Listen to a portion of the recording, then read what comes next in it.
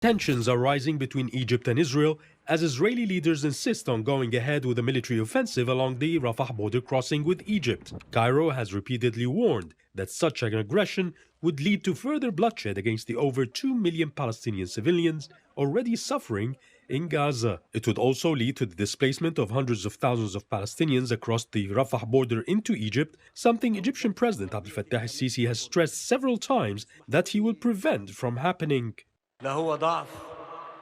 We have been patient and calm, but this doesn't mean we are weak or complacent. We are not weak or complacent.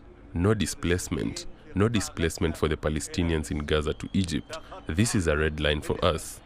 Israel's continued onslaught on Palestinians has pushed relations between it and Egypt to their lowest point since the two countries signed their historic peace treaty in 1979. The Egyptian president went as far as refusing to take calls from Israeli Prime Minister Benjamin Netanyahu, and all contacts are only being maintained through security officials. There are fears that Israel's plans could lead to a direct confrontation.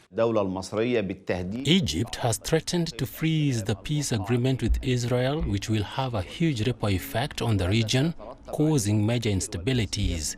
Egypt will not just take simple diplomatic steps like calling its ambassador, but the reaction will be much stronger and will be felt on the international stage.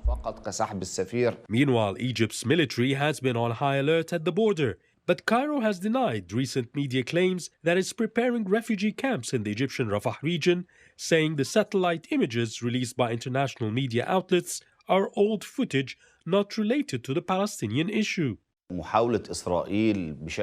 Israel's attempts to displace Palestinians and dissolve the Palestinian cause will have a catastrophic impact not on Palestine only, but also on Egypt's national security. That's why Egypt denied building camps. According to the UN's Refugee Agency for Palestine, UNRWA, nearly 29,000 Palestinians, many of them women and children, have been killed by Israeli attacks since the war began in October last year. The already dire humanitarian crisis is expected to worsen if there's a new offensive on Rafah. The plan for a military offensive on the border region, recently announced by Prime Minister Benjamin Netanyahu, has already evoked widespread international criticism against Israel, including from its staunch allies, the UK and the United States. Yes, Hakim for CGTN, Cairo, Egypt.